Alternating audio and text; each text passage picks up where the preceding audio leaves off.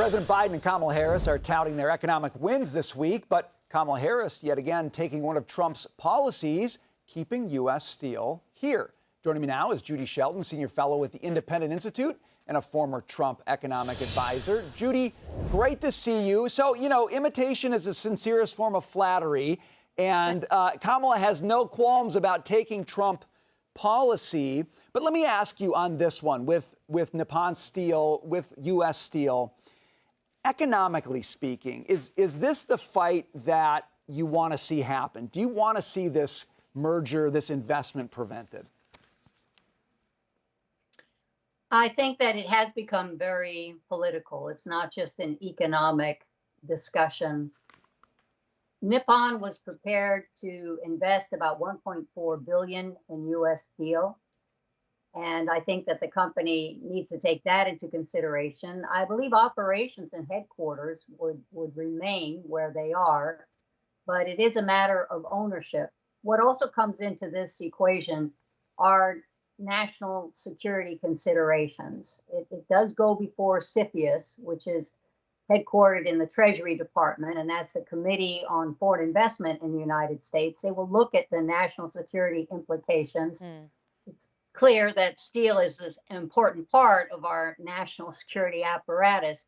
At the same time, you could also make the national security argument, which Japan is making, that it's the combined power of Nippon and U.S. Steel that could possibly countervail against China's predominant position. China manufactures about half the steel for the world. Right. Japan, of course, the U.S. ally. So what's the big deal there? We'll see how it plays out, Judy. But it's interesting because basically what Kamala did was rip a page out of the Trump playbook, which is we don't want to see that happen. We think our companies here should remain domestically owned and operated. We should be strengthening inside the United States. We don't have a lot of policy from her. Policy that she hasn't stolen from Trump. But what we do have is some stuff on taxes that's really pretty crazy. This is what Kevin Hassett had to say about it on Sunday Morning Futures.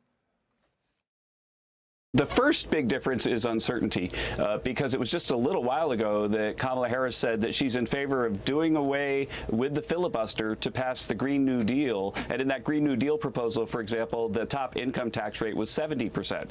And so what's happening now is that she's got a campaign staff saying things that she's not even echoing about what she's going to do. And I don't believe it. I think they're more radical than what we see. Judy, I don't think voters out there understand the magnitude of this. Well, I think her ideas really show an extreme leftward bias and a fundamental misunderstanding of the strength of the U.S. economy, which I think resides in the private sector. She prefers government-managed central planning as an approach to an economic agenda. And so her tax program raises the corporate tax rate just when we had finally gotten more competitive internationally. She would go to 28%. I think her whole approach is a matter of redistribution of income rather than generating additional productive growth. Her idea of taxing unrealized capital gains is probably the most egregious. It is the people who are allowing the money they don't consume to finance the aspirations of all the private companies out there, and all the people they hire, and all the research and development and innovative breakthroughs that they're capable of generating that really raise the level of prosperity for everyone. Judy, when you standards of living. When you mentioned the increase in corporate tax rate, those unrealized capital gains, not necessarily the markets, but is the economy fully appreciating what that will mean? Because we're all talking about a soft landing, but I'm wondering if then the economy isn't really understanding what that will do to jobs. Well, I think that she much prefers fiscal transfers. That's her whole approach, that government, for purposes of equity, which it will define, believes in the redistribution of income. And I think what markets see, what they portend in that approach to budgeting is increased fiscal deficit spending.